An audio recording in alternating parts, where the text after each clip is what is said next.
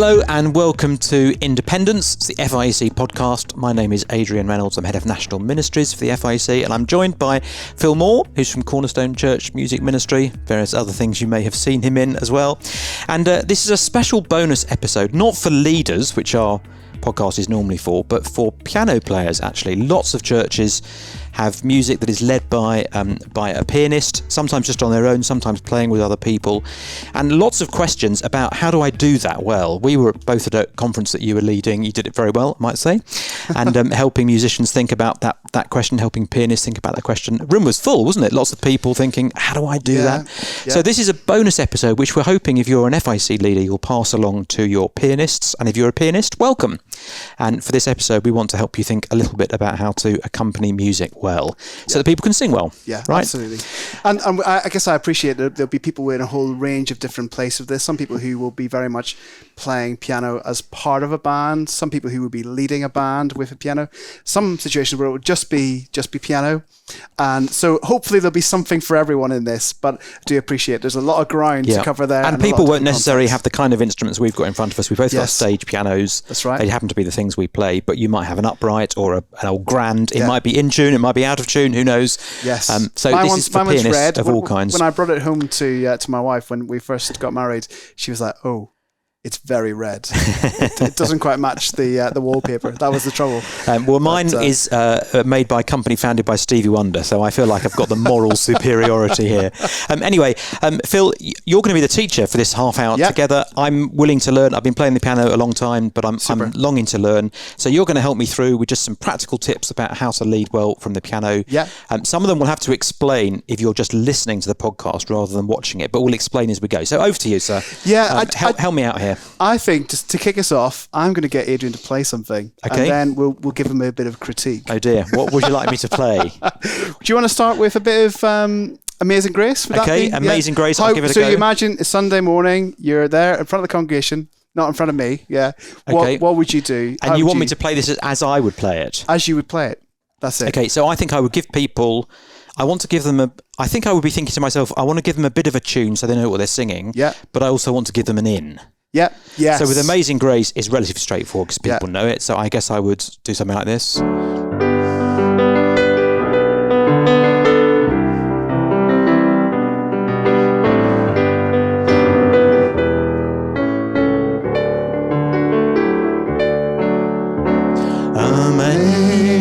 Amazing Grace, how sweet the sound. That's, I guess, brilliant. That's a good introduction. Good, excellent. I think one of the challenges that we have sometimes is that we can, and I don't know, what's your background, Adrian? Were you kind of classically trained? Did you do grades? What did you do? I did do grades. I was classically trained, but at the same time, my grandmother was an East End pub pianist. Brilliant. And I used to listen to her play the piano like this, which really wound my music teacher up. Yeah. So I've got sort of East End pub pianist in one ear and then Beethoven in the other. Yeah. And one of the things I think when we're playing in church is, well, sometimes we can translate some of those styles onto what we're doing. Sure. So the kind of classical thing, which is classical music mainly. I love classical music, but it's playing all the notes. You play all the notes most of the time. Yeah. And I think when we're playing in church, one of the things that would be most helpful for a congregation is to play less. Right. Okay. But I'm not necessarily critiquing the way you just did that. That's fine. No, I'm happy to be critiqued. Great. That was perfectly great. But sometimes if there's not going to be a job offer in the post. That's what you're saying. It's okay. It's okay. I'm fine with that. I understand. Maybe what the tip I'm kind of giving you is to play slightly less enthusiastically, which is a weird thing to say, really, isn't it? Because we often want to say, oh yeah, the way to kind of get the congregation to really go for this and be enthusiastic is to play more. Yeah. So I wonder. Amazing Grace, because it's so well known, you could start that off kind of quite simply. You could just do a couple of chords. So I'm just doing like a G chord with a G sus, which is the most Christian of all chords. Just tell us what, if people might not know what a G sus is. So that's a G. If they've been brought up on Beethoven. Yeah, well, that's a G. So I'm playing here a G, a B, a D, and a G at the top, which is kind of just a G chord.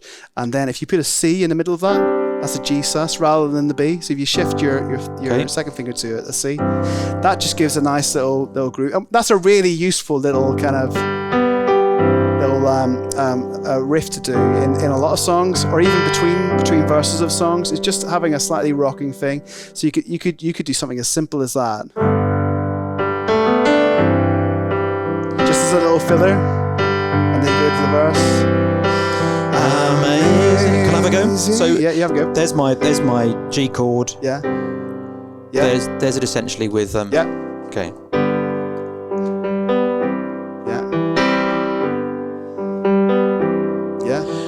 Amazing grace. Okay, yeah. And when you're doing something simple, because we can do things that are musically obvious. And one of the biggest compliments I think I was given as a young musician was that I was predictable. Okay.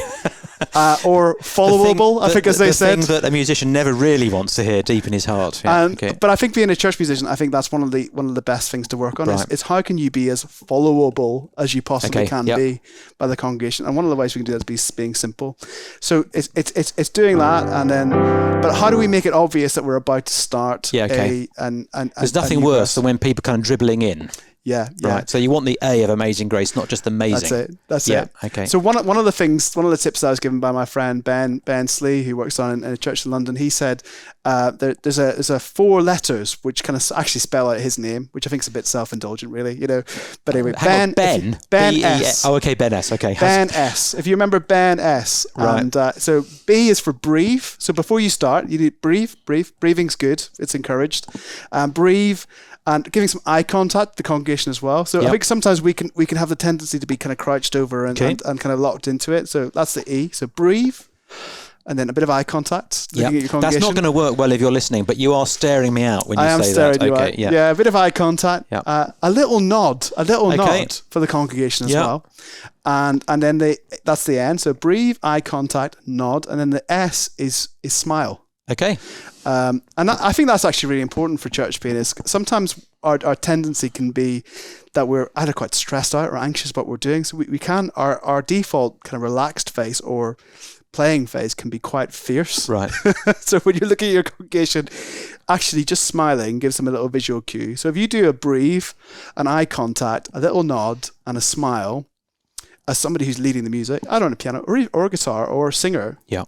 That is a good visual cue that we're about to start. So visual cue is actually quite important. You're not just producing sound. You're giving people a visual cue. Yeah. Okay. Especially great. when you got, really and helpful. You can do that musically as well. And so if we just went for the simple introduction, and we could do like a 7th chord as well, which is putting the F sharp into that G chord. And then there's a classic kind of doing a dominant chord. So that's the 5 chord, which in G major is a D chord, and that's got a 5 in music has got a gravitational pull down to 1, so that something's about to happen. If you put a 5 chord in and you want to go, come on, keep going. Everybody knows it's obvious to start. So that's just a little simple. So for something like Amazing Grace, which is fairly well known, perhaps not so key as when you're playing something that people perhaps don't know when to start. That kind of that 5th chord could be really helpful, couldn't it? That's it. If you imagine you're playing Amazing Grace, if you started off with something more simple in the first verse, so something really just called Amazing Grace, just playing those block chords. How sweet the sound that saved a wretch like me. I've just really played those very simple chords. By the time you get to verse 3 or verse 4, you might want to do something different. Or by the time my chains are falling off, if you're playing that version, yes. Not talking about your bicycle. No. Yeah, that's right. I think by the time you're getting further along in the chord, you might want to pick things up a bit there, a little bit more. So, I don't know, what's the words of the final verse of Amazing Grace? How does it go? Well, it depends who you talk to. The real words are, the earth will soon dissolve like snow. Yes. The sun forbear to shine. Yes. But God who called me here below will be forever mine. That's the right words that John Newton I'm probably wrote. thinking about that when we've been there 10,000 years. Yeah, that's from a different hymn altogether. Is that? It is. He didn't write it. And it might be at that point you want to pick things up a little bit. So even if you're playing, so I might go, when I've been there 10,000 years, bright shining as the sun. So I think that is the moment to go for it. Yeah. But especially in a well-known song and something like that, where you're taking people on a journey through it. So don't give everything all the time at the start. Right. So, yeah. Do you want to give it a little go? Something a bit more and active? watch the words, presumably, because in my version, the correct version, yes, it crescendos verse 4 or 5 and then comes down. Yeah. So you could bring it. So you're following the words, aren't you? Yeah, okay. I think that's really key. Actually, let the words drive what you do musically, and that feeds into your arrangement. So if you were going to do something a bit more active in that verse that you don't like, lovely.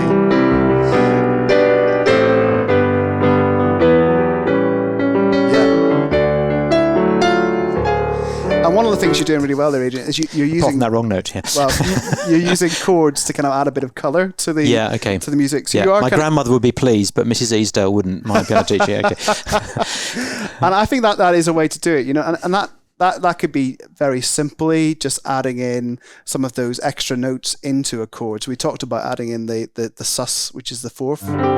The other thing you can do is you can add in the second note, and by this we're talking about the notes in the scale. Right. So if you think of G major being the first note of the scale, if you add an A, which is the second note in the scale, that adds in what you call a second. So that's a second. Which kind of feels a bit pregnant, a little bit of expectation there of, it's kind of intrigue. I use that all the time. So second chords, I think, and on any of the chords, so if you're in a C chord, adding in the D, or in a D chord, adding in the E, just gives that kind of slight sense of this is kind of peaceful and I think so can I just backtrack? Let's assume I hadn't listened to my granny playing East End pub music. It was just it was Mrs. Ashford actually initially, my piano teacher, teaching me.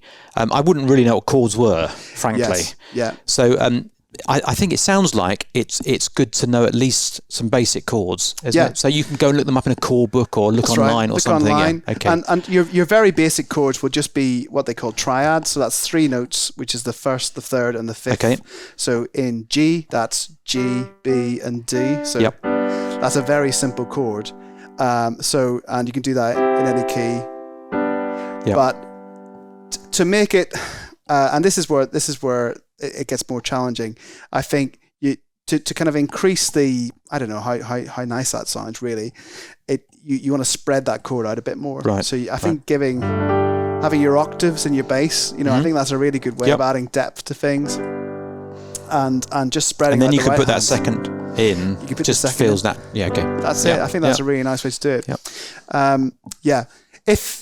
If you were trying to play with others in your band, how do you think that would affect the way that you played what you just played? Well, I'll tell you one thing I try and do. I don't know if this is right or not. I heard someone else teach me this actually, another quite well-known pianist, is to try and always be playing in different registers. Yes, okay. So I try and play in a different part of the piano from where the other sounds are coming. So we don't have hugely complex musicians at Christchurch. But if we have a flute, which tends to be up here, I would try and be down here. But if we have a guitar, which tends to be here, I might be up here. So that's one thing I try and do a little bit. And I think it's mixing it up a bit. So we talk about sonic space, which I think sounds like some kind of computer game or something. But that's like something like Doctor Who carries around.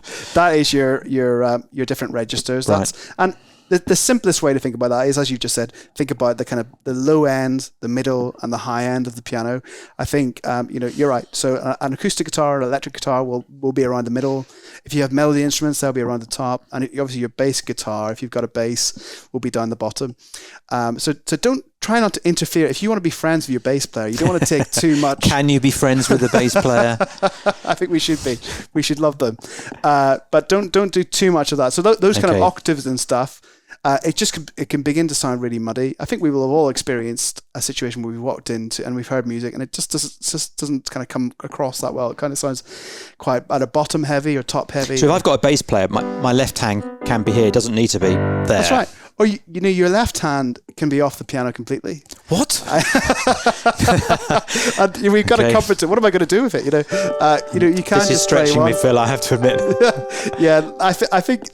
The key with this, the more people you've got playing in your band, the less you should be playing. Right. Okay. So if you think about it as a whole piece, as a whole cake, if you like your music together. If you are a piano player on your own, you can do it all. You are the whole cake. You have to do the whole thing. But if there's 5 people playing in the band, you're only a 1/5. Fine. Yeah. So got it. you need to be probably playing about a 1/5 of as much as you would play. Can I just ask another question? Something else that I was taught to do. I don't know if this is helpful or not. If it's not, I want you to tell me. Is in terms of playing out the melody, especially for things that are less familiar. Yes. Trevor, who I first learnt to play with in church when I was kind of 11, 12, told me you don't always need to play the melody in your sort of main range. You can do it an octave low. Yeah. That's right. Or an octave higher. Yeah. Or doubling it with an octave. Okay. Yeah, that also works. I think that can be a nice thing to add in, but especially if it's a song which is well known, or a song which is, if you've got a strong vocal lead, and I don't necessarily mean somebody who's got a fantastic voice. I mean somebody who's singing. If the voice is driving the music in your band, which I think would be really helpful. Right. If the main event is singing in the church, and most people out there are singing along, we want to have the singing as kind of the most prominent thing. So what we're doing is accompanying the singing. So we want to play in a way which kind of is always prioritizing that. So in some songs, if I'm understanding you right, let's say it's a less familiar song. Yes. My job as a pianist, especially if I'm a sole musician and there's not a singer, might actually be to bang out, not technical term, but to give people the melody rather than the nice sort of chords we're doing. Yes. It's not going to be the case with Amazing Grace. Everyone knows it. Yeah. But in other songs, it might be my job to go for that. Yeah. And make sure that's coming through. Yeah. And also that's a really nice thing to do as an introduction or in between the verses, right, is to kind of add in a little bit of that as well. So it's thinking about what we do when people are singing, which might be different, and I think often is different to what we do when they're not singing. So in between the verses, having kind of some kind of easy link or something which was memorable. If I was doing something like "How Great Thou Art," I know we're kind of jumping onto another song, but like I might just do a very simple little kind of, which is just walking through that chord, and then I've got this kind of bass thing going on, which is just hovering around. Very simple. Oh Lord, my God. The ease with which you do that, I find slightly galling. Just hovering around. So let's talk about links. Yeah. We talk about links because I think one of the hardest things I find is that coming up with what to do. As a singer, one of the things I hate is you get to da, da, da, da, da, da, yes, and then you finish, and then and then we're off again. Yes. So what sorts of things could I be doing as a pianist in between verses that are relatively straightforward? You've set me a very high bar there with your hovering around. Yeah. But what other things are there? So I think there is a difference between an upbeat song and a slightly lower tempo song or a mid-tempo song. So an up-tempo song, you actually physically need more of a rest, I think, between the verses. So if you're singing the singers you're talking about, yes. So if you're singing something up-tempo, we sing a song called Rejoice, Come and Stand Before Your Maker, which is quite up-tempo. Actually, between that, we need a little bit of the congregation needs a little bit of a break before you can launch straight in. But something like Amazing Grace, I once was lost, but now I'm found, blind, but now I see. You might even just do something as simple as walking down that chord. And that's totally fine, I think, for in that song. Or you might have a slightly more extended link. And what ways in which we can do that? You can go to the relative minor often in a link. So in G that would be going to E minor. So if we were doing that,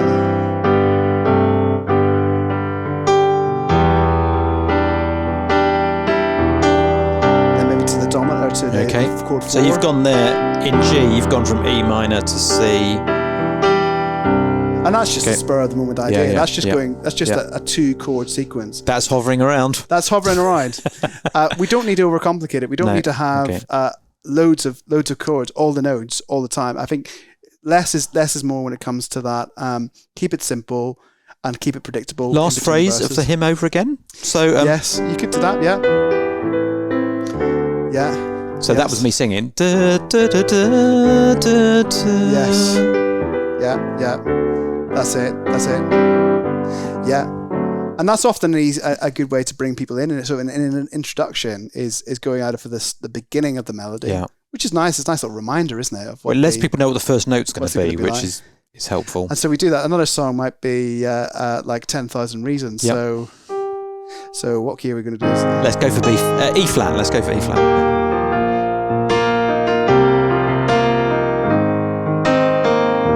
So if you were going to do an introduction for that, you do it and play the melody as an introduction. Okay. And just do it straight, and then at the beginning melody. Yeah. So the kind of chorus melody, which is the bless the Lord. Okay. Of my soul. I'm now, by the way, for the record, doing this slightly simpler than I would have done before. Yeah. Okay.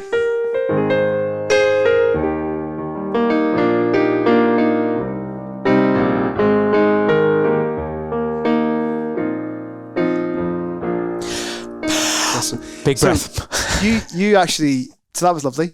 You slowed down before we started before we went for the breath at the end. Why did you do that? Just out of interest. I think I was slightly overwhelmed with the moment. You were having a moment. I think probably I think there is something do about that. Yes, I do think I do that. Are you saying that's a good thing or a bad thing? It's a okay thing. Might make the drummer nervous. So it might be, if you're playing on your own, I think that's totally fine and a legitimate thing to do. If you're playing as a band, that might kind of knock things out of kilter slightly. Yeah. So you'll find if you're listening to something which is a recording, pretty much everything that's recorded today is recorded to a click. Yep. I'll come closer to my microphone. So so everything is recorded to a click. I think there would be benefit in us as pianists practicing playing to a metronome, and what that will do is it just locks us into time. Because otherwise what happens, and this happens a lot in songs, is when it kind of with the rises and falls, we can get excited. And so it's this kind of over-enthusiastic thing again, sometimes, which can be a challenge, is that we can try and push things on. And so musically, what we do is we speed up and we slow down. And, it's quite difficult for a congregation to speed up and slow down. I mean, the hymns I grew up singing when I was first a new Christian, which had the sort of, oh, make me understand it, help me to take it in. But there's sort of, you've got this real slow up, and then everyone sort of kicks off. Yeah, well, they're I remember actually quite difficult to sing, aren't they? Yeah, and songs in the kind of midnight, like things like Jesus Put This Song Into Our Hearts. Do you remember that one? Okay. That really ramps up. Okay, and I remember that. And that was one of my favourite songs as a young person. It was like, how fast is it going to be by how we get to the end? And it was kind of exciting and fun. But I think unless it's deliberately supposed to do that, I think we should try and keep kind of solid time. That comes with the kind of being predictable and being followable thing as well. I think that's important. That's really helpful. Thank you. Yeah, definitely. I think go for that. I think it'd be worth talking. We talked a little bit about our kind of sonic space, the kind of playing in different registers. It might also be worth us talking for a moment about different sounds that we might use on the piano. So some of your churches, you might have an acoustic piano. That's lovely. Yep. Hopefully it's in tune. That's also one of the challenges. I think just trying to get your piano tuned regularly if you're doing that. Is important. If you can still find piano tuners, that's right. More of a challenge, isn't it? Yeah. Well, I learned how to tune a piano when I turned 30. Is that right? That was my my little kind of on my bucket list. I want to know what your rate is then.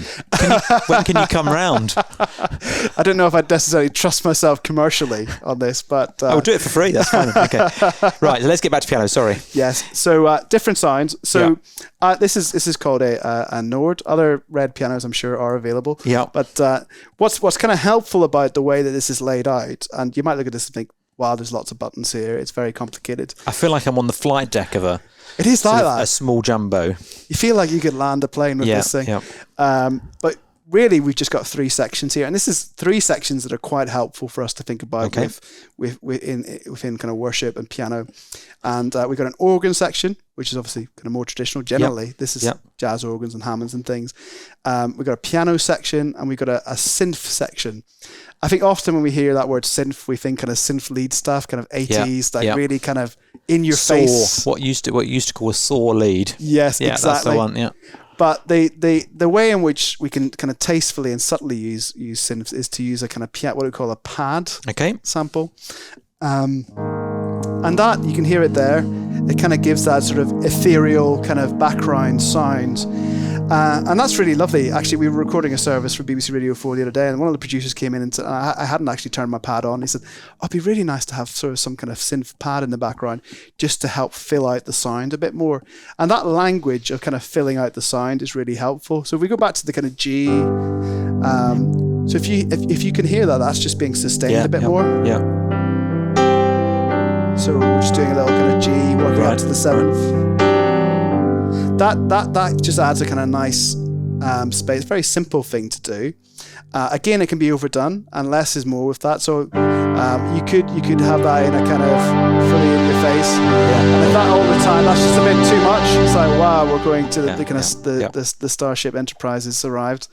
So having it kind of in the background is how I would definitely use that generally. So most electric pianos actually will have that facility, and even if you've just got a series of sounds, there'll often be a piano and strings or piano and pad sound. Right. Sometimes you've got to press two buttons at once or something like that. So you've got it there in the background. And I've got a much simpler piano than you've got. I've got a Kurzweil, and I've got 4 little dials which allow me to basically adjust what you've got, to bring it in and out as I want to, essentially. Lovely. Yeah. Okay. That's something which is nice to use. Even within the piano section, you might have an electric piano sound. Okay. Which sounds a bit like that. I feel like you're doing Whitney Houston ballads now. So tell me the right sort of setting to use a sound like that. So it's trying to find the right song, and that is a challenge, actually. I think. Would you use that if you were playing on your own? Sometimes. Sometimes I would use that within the band. I probably wouldn't use it if I had an electric guitar playing who had a similar sound. Right. Okay. Because it could clash a little bit. But a song I might use that for is something like Matt Ribbon's Blessed be your name, the land that is plentiful, or whatever it is. Yeah. So just something like that. It just gives a little bit more. Whereas if you were playing that with a piano sound, you just hear the difference. Like the piano is quite pointed. It's quite abrasive.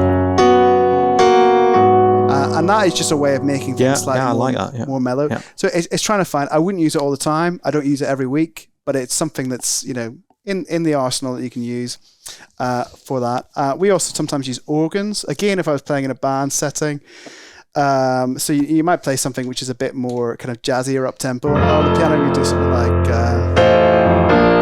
Kate Simmons' song, When I Was Lost, You Came and Rescued Me, reached down into the pit, and you could add in a little bit of organ up there.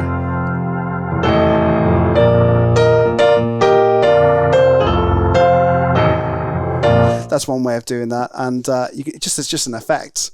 So really. If you've got a piano like this at church, get down to church, play around with it, see what it can do. Don't just kind of rehearse at home on your upright and then come to church and think it just makes a piano sound. There's more than it can do. Definitely. I think it's being prepared to take risks, isn't it? And have a go. And it's also being prepared for something that you do not to go well. Because that's the way you discover things. It happens to me all the time.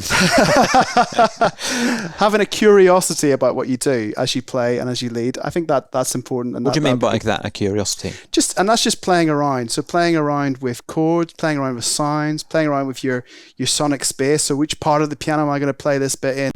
And just developing that kind of musical curiosity for what you do. But I guess you've got to keep thinking you're accompanying, not performing. Yes. So, I mustn't go mad, must I, with all my little sort of extra bits and my East End pub pianist. It's going back to what's the driving force for what you're doing? Well, it's got to be the lyrics. So something like 10,000 Reasons and that last verse, on that day when my strength is failing. You can strip it right back to very simple. The end draws near and my time has come. And then what we sometimes talk about in music is doing a build, so kind of building up. So, and that comes from often by kind of doing your octaves in the bass. And that's that line, still my soul will sing your praise unending. So just thinking about what you're doing there, and that's a little bit of light and shade. So, and that works really nice when you've got a band. We're really going to go for this bit. And in a song, it's often the resurrection moment, in Christ alone. It's, that he's risen from the dead. It's those lines that we kind of really go for it. So it's trying to think out, when you look at a song as a piano leader or as a worship leader, what's the high points and what's the kind of low point musically and emphatically? When do you want to kind of add in extra layers? So make sure you got the words in front of you. Yes. Not just the melody line. Yeah. That seems to be quite important, doesn't it? I think so. And that curiosity and exploring and playing around with things, just because you've played a song in a particular way for 10 years or 20 years, doesn't mean that you can't mix it up. and give yourself permission to try something new. For example, give us a mix it up. You give me your best mix it up, I'll give you mine. How about that? Yeah, okay. You put me on the spot now. There we go. Something that I'm mixing up. Well, I'll tell you what I did this Sunday. Yeah. You're going to tell me off, okay? Kids, we talked about this in a previous episode. We've got a repertoire of about 200 songs at church. Yeah. Our kids' songs repertoire, pretty small, actually. Yes, yeah. Interestingly, good quality kids' songs. Yeah. We do sing quite a lot. He's the King of Kings. Yeah.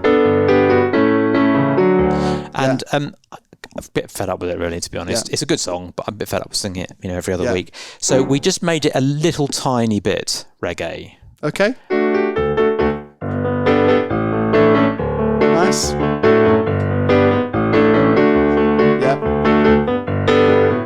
Not particularly different. Just had a slightly different rhythm. We use a cajon. We don't have drums, which is a box that you bang. So slightly different rhythm on the cajon. It just felt like a fresher song. That's nice. Yeah. Was that a bad? Yeah, I think that's good. To do? I think that's really good. And a lot of the way I'm glad we're going to end on a high note, by the way. Mixing up things is just by thinking about the chords that you play.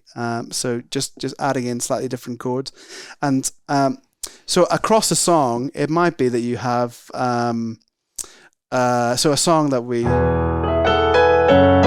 I'm sure a lot of us will know, How Deep the Father's Love. Yep. But you could start that in the minor key. So it's in E, but you could give yourself permission to start a verse of that in a different chord and just have a play and think, as long as I'm communicating this well with my musicians, actually I'm just going to hover on that C sharp minor chord. Behold the Lamb upon the cross, and then go to like an F sharp minor chord. You're just playing with things, and I know that a lot of this stuff may not be intuitive or kind of come naturally to lots of people who are playing, because we've been in the tight range and the tight boundaries of classical training and all of that stuff. Yeah. But it's just giving yourself an opportunity to have a go.